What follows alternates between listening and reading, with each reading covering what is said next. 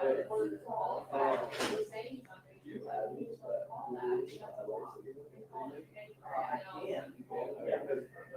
go through that. Yeah, I'm going through full games right now. Yeah, I went to like 100 games. So it'd be so much better to like see what you got. Sure. Let me just give you the number real quick. Okay. Or would you know you? It's up to you. Doesn't really matter. It's just a layup. You know, probably better than I do on a computer. I don't think go back.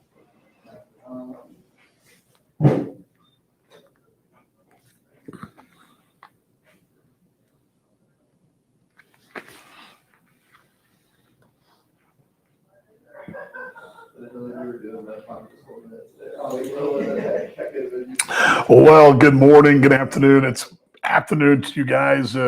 Welcome to the show as we doing great here. How you doing today? Who was that? It was John. John, hope you're doing good today. Welcome to Explorers Expresso for a Thursday morning edition, Thursday lunchtime. I got my cold brew ready to go.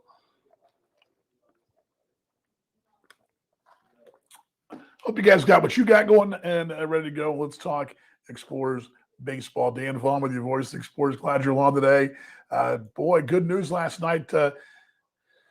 Some nights you have those nights, and that was a good one. Not a lot to sniff at last night as the X is going to win 12-9, and a lot of good things in that one. A lot of things to digest there, and then we'll take your questions and comments. And I want to rewind the clock to the broadcast last night and go back to the pregame, because I still am chuckling about the story of 1915. And I'm going to try to tell you it again for you folks that missed that. Anyway, glad you're along. We do this show Monday through Friday, right here on Facebook Live. Also, it airs on my YouTube channel, but here on the Sioux City Explorers Facebook page.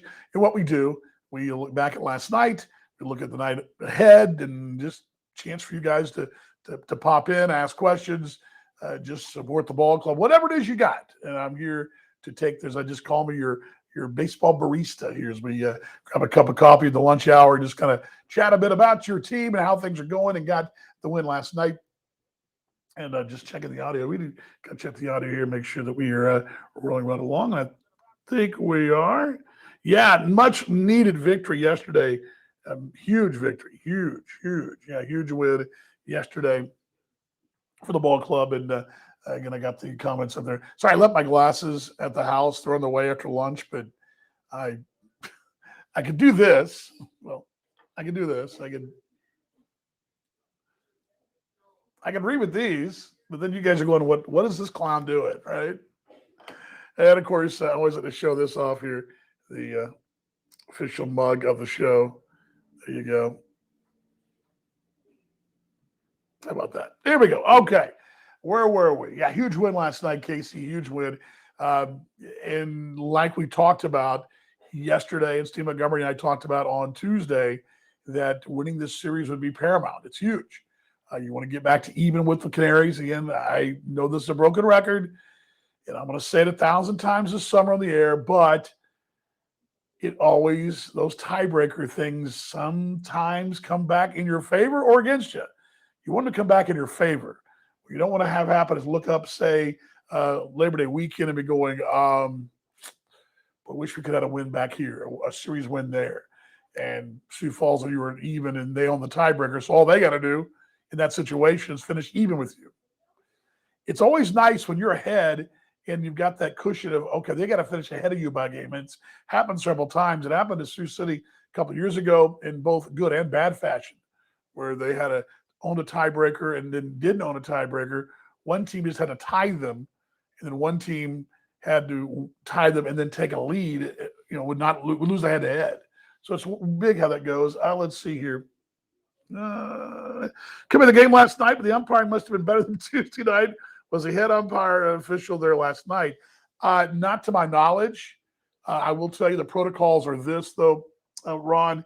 What happens is, in a situation like the night before, what he's talking about is there were 2 ejections. Strike zone was a little iffy at best. There was a balk called on Nate Gherkin, which Nate has never changed his approach. Same Nate Gherkin I've always seen.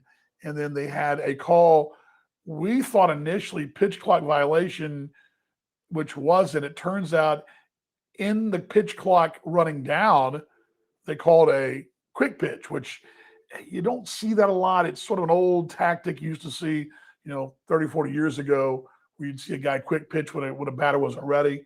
I don't know as good to see JD out there as well, but that was what the other call was to the ball game. That was the first one that happened on Austin Drury. Sorry about that. And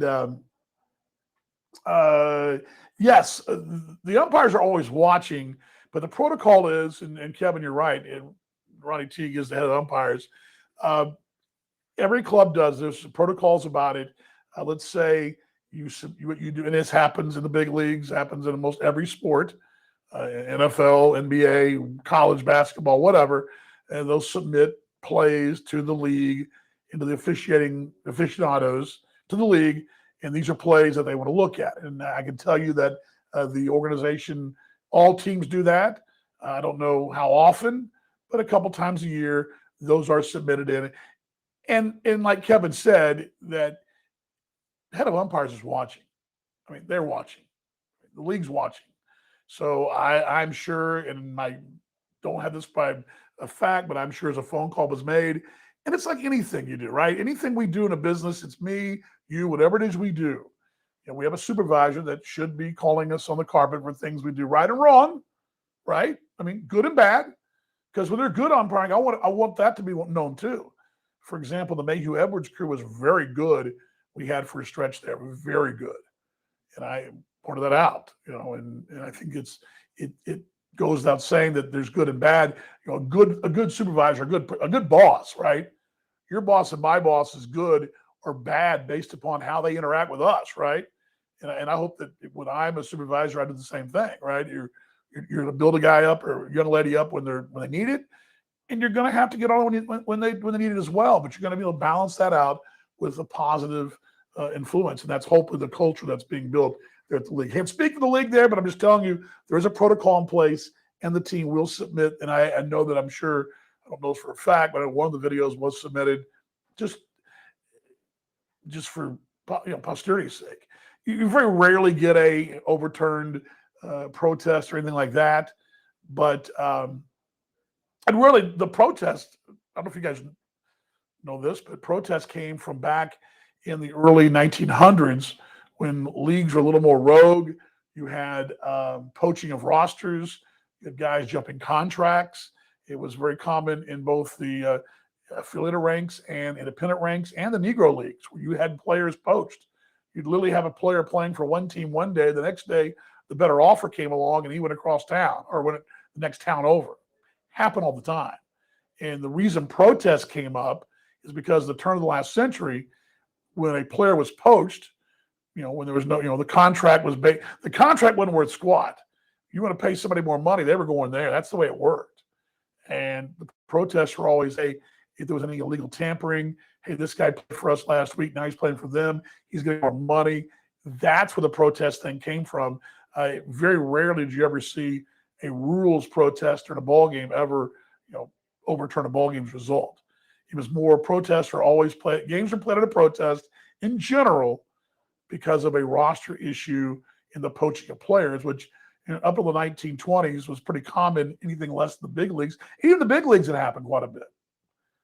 That was sort of one of the underlying issues, not the main issue, but the Black Sox scandal had a little poaching in there because there was a threat that those guys were going to get. The reverse case was, hey, you're going to lose your job.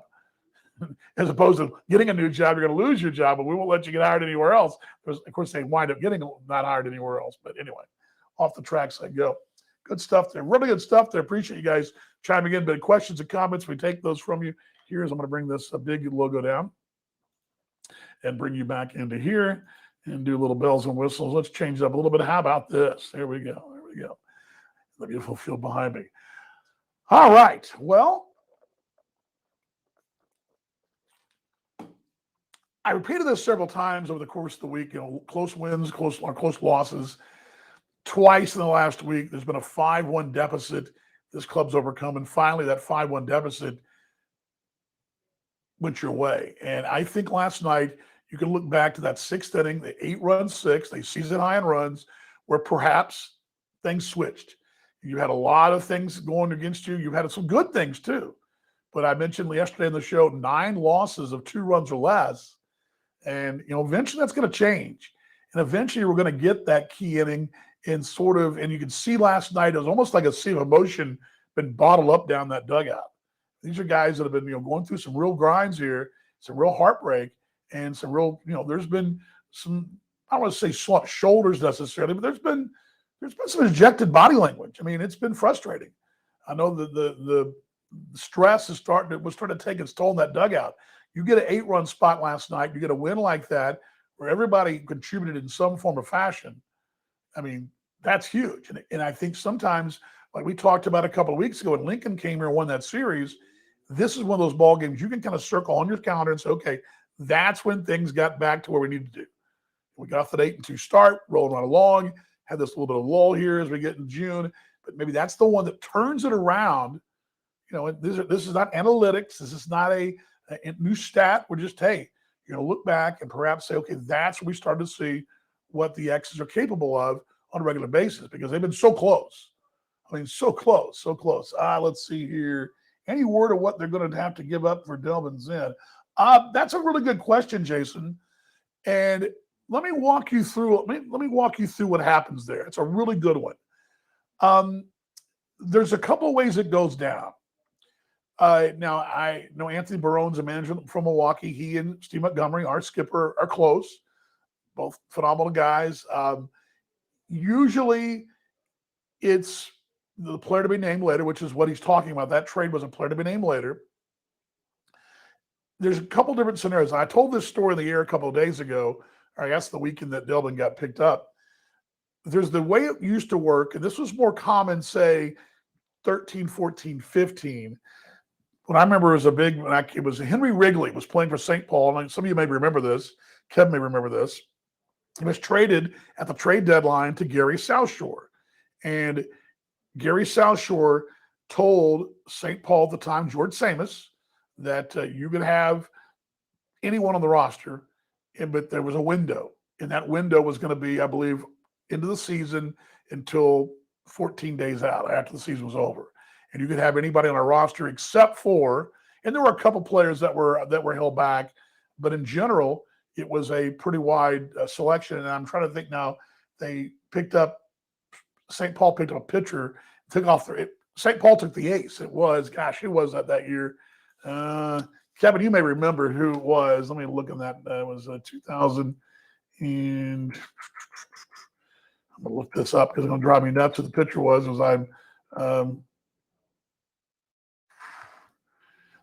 here we go.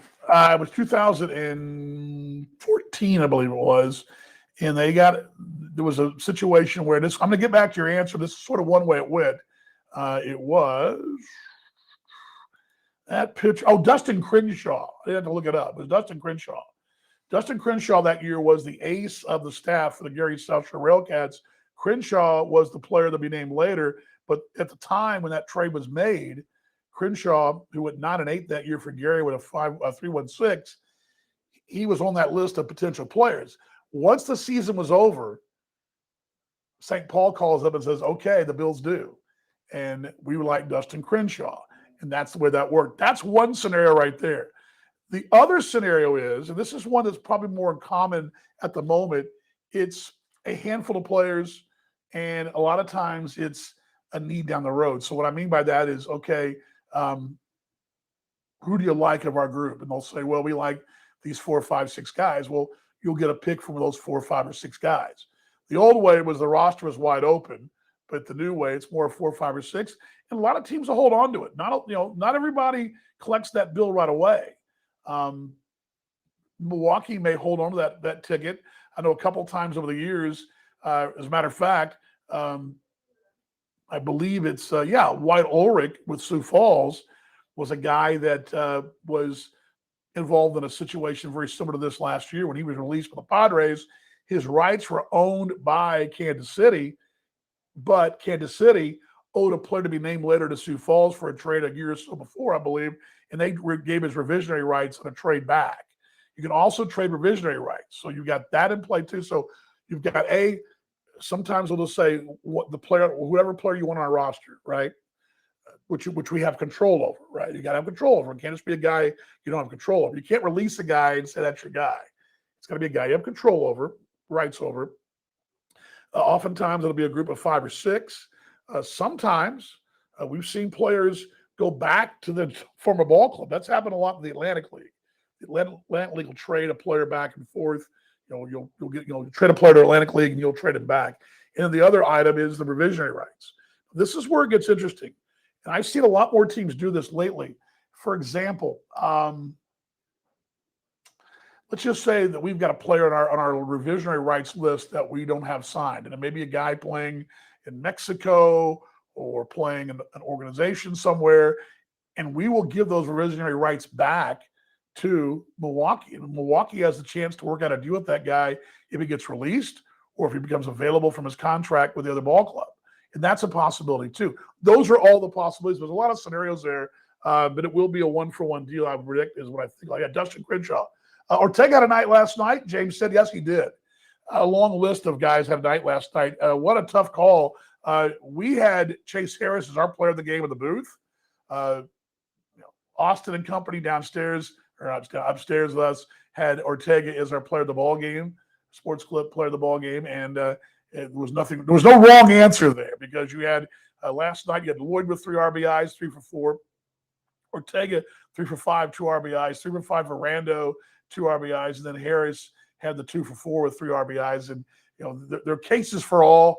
I think the reason we lean toward Harris is we believe that Harris in that inning you were down 4-0, got you cut the lead to 4-2 and got you something going.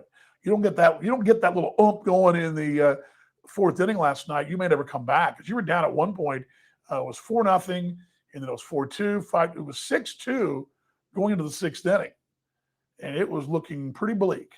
That offense explodes for 8. Also, Rando had the go-ahead RBIs. Ortega tied the ball game up. The insurance later on with Matt Lloyd. That was a big one in the 8th inning when the infield was drawn in. He just shoots it back up the box. Contributions up and down the lineup card last night. You had just one of those nights where no one had a bad night. Sanford was 0 for 5, but Sanford made 2 really good plays in the outfield. One doubling up it was Wellington Dotel, or I'm sorry, it was Dotel. It was Ozzie Martinez. Ozzie Martinez in that 8th inning or 9th inning. Yeah, good question too. Another one. I love your questions. Put this on the screen for you. Is there a certain reason why we have so many catchers? Why wouldn't they sign more outfitters since we only have 3?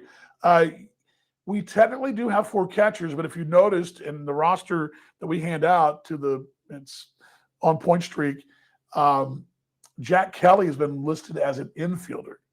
So you've really got 3 catchers, and Jack is sort of a utility guy. He can catch, but he's going to be playing in a lot of that pitch hitting role, running role, and playing some infield. But that's the main reason. Really, it's what players available. Jason, when this team, when you're putting this team together over the course of a year, you make those phone calls, and sometimes that call you made in January to a guy who was interested but maybe signed with an affiliated ball club, and he gets released after the draft, and you may not really need a third baseman, but the guy can also DH and play the outfield, but you need a right-handed bat, and you're going to find a place for him. It also matters the roster classification too, and that also finishes in the mix too. And Rando with a rookie classification and also Jack Kelly, those are valuable pieces. When a rookie contributes and gives you innings and at-bats, that's huge for your roster. You're not just throwing a rookie there. You got a rookie contributing. That's what you want. So, but yeah, technically, Jason, yeah, we have 4 catchers, but really we're only listing 3 because Jack Kelly was moved as an infield piece before the series started on Tuesday night. All right, what else we got here on the show is we're on X's Expresso with the X's or X's Expresso, to whichever way you want to go about it. Questions and comments, or of course, right for you here. Let's see here. Yeah, good night last night. Speaking of last night, I should load those highlights and tell you what happened last night. Good ball game. 8-run in that 8-run spot in the 6th inning. was it really was the key. You get that inning, and really we were sitting there. Connor and I were sitting there at the time, and sort of, just trying to tie it up, right? Get this thing tied, and you wind up getting the lead and getting the thing turned around totally. That was the whole process last night, and that's why that here we go. Let's pull this up for you now. Let me find there we go. That's it right there. Getting the highlights loaded in there. Yeah, it makes more sense. I don't want you guys to think about what Jason's asking. This is very good for all of us to think about. Versatility. Remember, we don't have a AAA team or a AA team behind us or around us. We are the team. We're the big league club. We're the minor league system. Think of it in those terms. So the more versatile we have, the more versatile places or players or positions, I guess is what I'm trying to say. The more positions we have that you can play, the better off we are, because versatility is key. If you're AAA, well, I froze up there. Don't freeze, unfreeze, freeze, unfreeze. Stop freezing. Froze.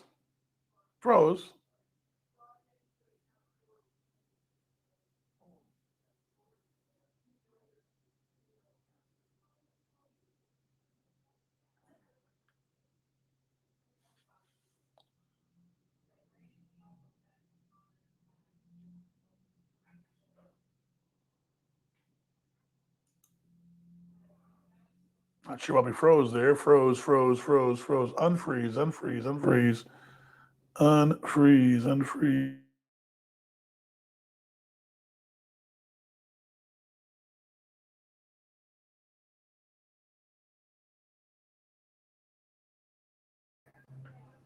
There we go. Unfroze. Okay, sorry about that. I froze up there. There we go. Okay, where were we in the chat here? Thanks for explaining. Yes, you bet, man. Here to help you out. Let me get the screen back up again in just a moment. But we lost the feed for a moment there. It froze up on me. I froze at the most unfortunate time. Let me get the screen back up. There we go. All righty. Versatility, though. Let's think about that. It's going to be important to have players that can play multiple positions. You just don't have the depth. You can't call a guy up, and you're going to sometimes get stronger from within. And that's what we're talking about here, that you want to utilize that roster as best you can. Now, there we go. It's much better than the wall, doesn't it? Much better than the wall. Okay. A couple more things from the show. First off, the highlights that I want to get to is I want to get to those from last night. As Austin did another great job of getting those together for us, and I've got the highlights to load in. There we go. Let's try it again. See if they'll load in for us. We don't freeze up. And I'm going to tell you a story that we told in the air last night about a certain mascot that had some issues in this town in 1915. It's very funny. We'll close with that and also give you a preview tonight in this one. A couple more notes from last night. A winning pitcher, Brennan Brosher, in relief. It was the first time that we've seen Sean Rakowski not the first time. We've seen him already. He's got 2 saves, but the last 3 times he's worked have all been in those quasi hold it late extra inning games. And he finally got a chance to lead to shut a door, and he did that last night. He worked 2 innings, and that game last night was not going to be escaped as I froze up again.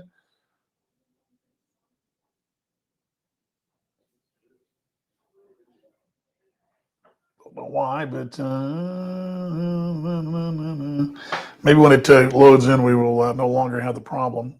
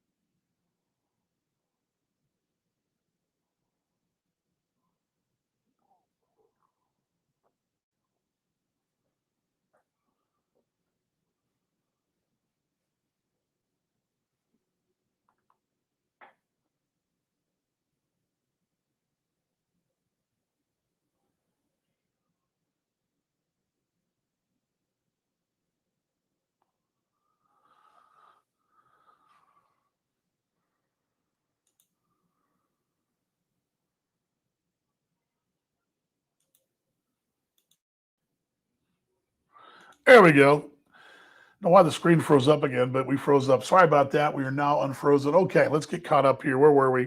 All righty. Let's just put this up. That'll be better. How about that? That'll look much better. Sorry about that. We get internet kind of once in a while we do this. The internet, it has its own ideas here, but let's play the highlights from last night. That's what I was going to do anyway. So let's do that. Let's make up some time here and do that. Let's take this down. Let's show you last night's highlights from the big win over the Canaries. Payoff pitch. Another slow breaking ball popped up down the left field line, ranging out as Sweeney. It's over his head. Can't make the play. And heading for third as the throw to second gets away from Ozzie Martinez. Rolls into foul ground first base side. This is easily going to score Ortega. And around from second and heading into third is Daniel Perez. They have already created a run out of that. Harris ground ball left side. That's through for a base hit. Another 2-out RBI knock for Chase Harris. And a line drive into center field for a base hit. Zinn will score. Here comes Lloyd around from third. He will score, and for the first time tonight, Sioux City has the lead. It's 8-6. 2-1. Rando line drive down the right field line. That's going to fall fair out low into the corner. Here comes one run to score, and Fernandez chugging all the way around from first is Ortega. There will be no throw. He will score standing. Tyler Rando, welcome back to Sioux City. A double down the right field line brings home. There's a liner right side base hit. That'll bring one run home. Here comes another right behind him as Matt Lloyd delivers. And the throw all the way back in. Lloyd goes to second. It's 12-9 Sioux City. Seconds left here, long wait. Here's one loop out to the right. Coming in at Sanford. He will lunge, make the play. Throw back to first base and got him at first base. Doubled him up right there. Glennon ranging away right there to double play the hard way. Wasn't a double play the hard way right there. Is last night's highlights from the ball game. A 12-9 winner. Had to cut those down. There's so many good ones there, but good stuff from Austin Thomas and the production crew. Really good work there last night for the Explorers AA Baseball TV and a broadcast on KSCJ. A couple of things here, Matt. Always off to a hot start as well. He really is to a great start right now. He is rocking right along, and of course, a big part of things. What makes him so interesting, or not interesting, maybe so valuable? Interesting is the wrong word. Where's my English? I think is because his ability to also draw free passes. I mean, he's a guy that is able to get aboard to work the. Let's moving some stuff around here. How's that look? No. Okay, we'll go with this. I don't like being blocking the screen there, but what makes him so valuable is the ability to also his on base percentage and getting aboard via the walk. That's a huge deal. So, but again, just phenomenal year. You're right, Jason. He's off to a great start. Okay, tonight you're going to see this guy right here on the screen. Solomon Bates will go. Bates the nod tonight for the Explorers, and he will try to take the series here against the Canaries tonight. The Canaries will be sending out Walters tonight. Mitchell Walters going for them, so a pair of right-handers in this one. The matchup this weekend, and I do have that tomorrow night. We expect to see Francis Peguero, TBA on Saturday, and then Sunday will be Austin Drury going for the Explorers. And I've got here, let me pull this up quickly. I've got you with, for Milwaukee, it'll be Young Friday, Fuentes Saturday, Moore on Sunday for the Milwaukee Milkmen, and bring this down right there. There we go. Back to our Explorers Expresso logo. Glad you're along, Dan Vaughn with you, voice of the Explorers, rounding third, heading for home, about to wrap this thing up. But I want to give you the story last night of the mascot of 1915. Now, we do a segment on the pregame show on the radio. It's a Sioux City baseball flashback. We have wonderful baseball history in this city. I mean, it's wonderful. You can go back to the 1880s. We go back to the long-time rivalry with Sioux Falls and with Lincoln, Des Moines, Omaha. You've also got the barnstorming teams who came through, the legendary teams like the American Giants, the Kansas City Monarchs, the old Negro Leagues came through. You also have tons of all-stars, big league all-stars that came through, and a long history of really good baseball being played here prior to the Northern League and the American Association, the Western League, the American Association, the Nebraska League, all those leagues were at one point, Sioux City was a member of, whether it be the Cowboys, the Packers, the Indians, a host of other names along the way. So we have a lot of history here. And back in 1915, now the name that the turn of the last century, for the most part, the team was called the Packers or Indians. And it kind of depends on who was writing the game story. But in general, the Sioux City Indians and the Sioux City Packers were the two names that the team used. It wasn't uncommon for towns to have multiple names of the team, and it wasn't uncommon to have 2 or 3 nicknames. It was very common before things became branded and marketed, which they are now. Now you've got a logo, and you've got a secondary logo, and a third logo, and alternate uniforms and all that. Back then, you might have had 2 names, right? You might have gone by one moniker one day and then another the next. But Packers and Indians were the main names, say, circa 1900 to about 1920. And those were the names. Well, anyway, 1915 we go. Now, this is the third ballpark in this area, this Lewis and Clark Park. Prior was a ballpark called the Stockyards Park.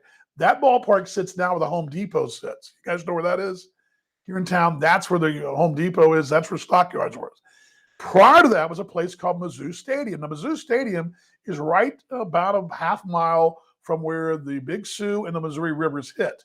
That parkland area up there on the north side of town, north of downtown, that is where the ballpark sat. And there was also a train yard there. There was also an interurban or a trolley line there, and it was folks could get all back and forth up and down the river. But Mizzou Stadium, spelled just like the university, Mizzou, was the name of the ballpark. Mizzou Park was the ballpark at 1900. Now, it was a classic wooden ballpark. It was built like a lot of those ballparks back then, and it was also a fire hazard, which is one of the stories I told last week, that by 1915, they'd finally got some ironworks in there to help not turn that into a tinderbox, which it was over the course of the early part of that thing. As a matter of fact, burnt down in 1912. So we go to 1915 here. So we're now in the reinforced ballpark. It's a better facility, but we're still down at Mizzou Park. And the ballpark was, next to the train yard, and there were train tracks running back and forth. And the Milwaukee Engine Company, which was one of the switcher engines that was there in the track there, the train tracks there, Milwaukee Railway, which was that part of that yard, that train yard there, was the switcher engines that were switcher engines. Of course, you know what those are. They basically were moving the cars around, right? What they were doing, and switching trains from track to track, and they're going to go eastbound, westbound, northbound, whatever. So the Milwaukee Railway Company owned the switchers at the time. Now, it was right next to the ballpark, just a mere yards of the ballpark. Well, apparently it was an off day. Now, George Andreas was the player manager of the 1915 Sioux City Ball Club, and they had a mascot that was affectionately named Red Andreas. Now, Red Andreas was a pig. Yes, a pig. I don't know if he wore a Sioux City cap or what, but he was a pig. And I assume he walked around the ballpark, perhaps draped in some kind of, Sioux City something, I would think. But he was the mascot of the ball club, Red Andreas. And he was known as they called him in the papers, the Porker mascot. He was the mascot of the ball club. And Grant, you're the Packers. I guess you're the Packers, the Indians. I guess as a Packer, you might be packing pork. I guess.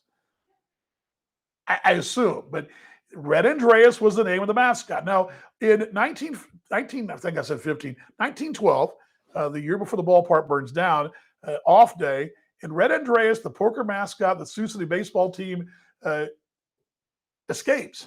And the article tells us that, this is very funny, the way it's written, the Porker mascot, the Sioux City baseball team, supposed burnt offering to a hobo's appetite. Now, the cartoons, the old days, you'd have, the hobos hanging around the train yard, right? They jump the trains and go town to town. Well, apparently, when he escaped, folks were worried that he'd become a snack for the hobos. What they're worried about, what the writing tells us.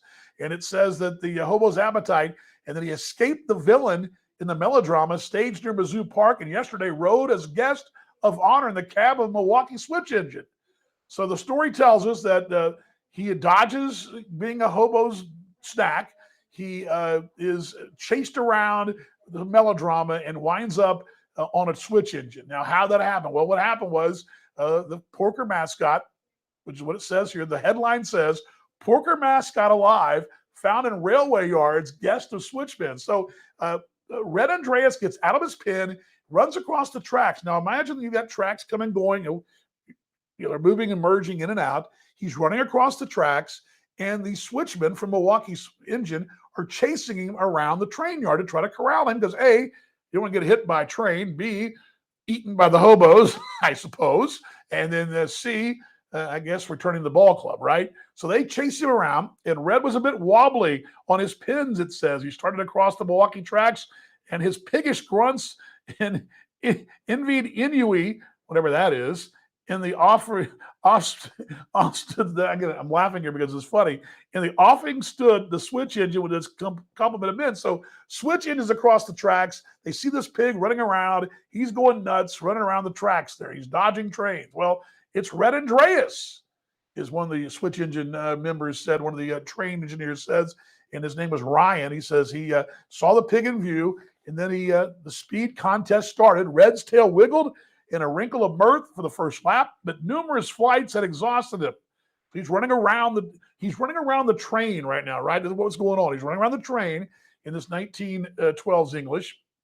He numerous flights. He's finally exhausted. The second lap, the mascot is cooped in. So they finally, the train guys hop off the train, engineers get him in a corner, and they coop him up.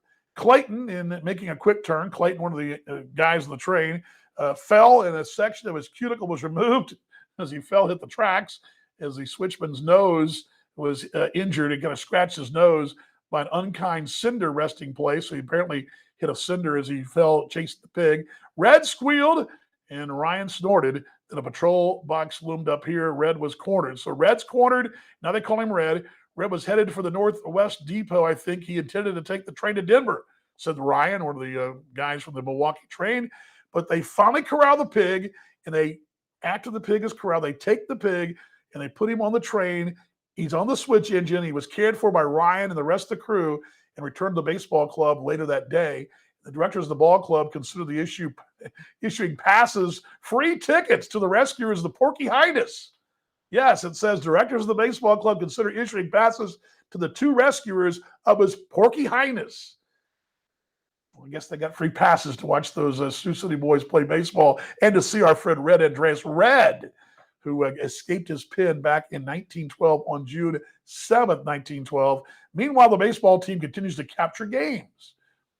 Like to play on words, the Milwaukee Switchmen capture Red, and they're capturing games, and Red's back and all happy again. But Red, that afternoon, rode around the train with the Switchmen and was kept safe there. They figured we until our work's done, we're going to keep Red on the train. So Red rides around the train yard that afternoon and finally returned to the ball club late in the day. So the Porky Highness got a ride of MVP ride around the train yard back in 1912. The story of Red Andreas, named after George Andreas, who was the player manager of the 1912 Sioux City Sioux and the Sioux City Indians and Sioux City Packers. And that is the story that I told last night. I'm sorry I didn't get your comments here.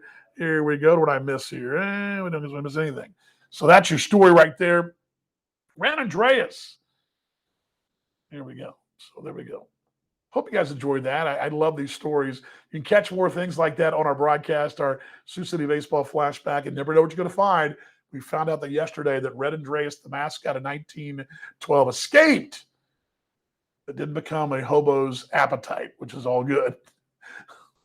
I chuckled the whole scene. I just seen this pig running around squealing, and the train guys are chasing him, and one guy falls over and cuts his nose, and Red Andreas, the mascot 1912. That's the show today. Glad you stopped by. Now tomorrow, we're in Milwaukee. Now we'll be traveling. We don't arrive till 9. This is one of those times I talked about already. I don't know what highlights. It says highlights there. We got to take that down. There we go. Let's put this on. This is when you get so excited you kind of forget what you're doing. X's Expresso is the show. Dan Vaughn's the name, voice of the Sioux City Explorers. Glad you're along. Again, tomorrow we do arrive probably around 9 o'clock in the morning in Milwaukee. It's kind of a hit or miss tomorrow. I'll try to give you a show tomorrow. Shortly we get sort of sorted in the hotel, but it's one of those days you just never know.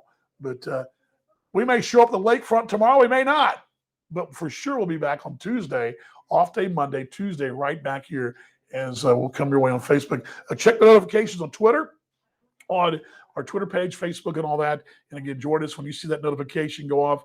Please join us right here as we discuss your Explorers and have a little cup of coffee and chat about your ball club. Again, great questions today. Great stuff from everybody. Appreciate you guys stopping by. You can follow me on Twitter at Dan Vaughn Jr. Of course, the ball club, X's social media. Go to all of our channels and follow us and click that notification. Let you know when we come on the air right here. You can get that Facebook Live update and let you know that we're on and rolling and talking Explorers baseball. Again, big thanks to everybody. Austin for his fine work in the video, the entire production crew upstairs. For you guys stopping by and putting up with the story of Red Andreas, his Porky Highness, his broadcast highness right here. And that's what I'm called, right? No, I'm kidding. Your baseball barista, Porky Highness. I love that. Anyway, follow me on Twitter right there. And again, join us here on the show next time. Broadcast tonight, 6:35, 7:05 the first pitch. Come and see us. Tickets at the box office behind me and also online at xsbaseball.com. We'll see you in the broadcast tonight. Go X's!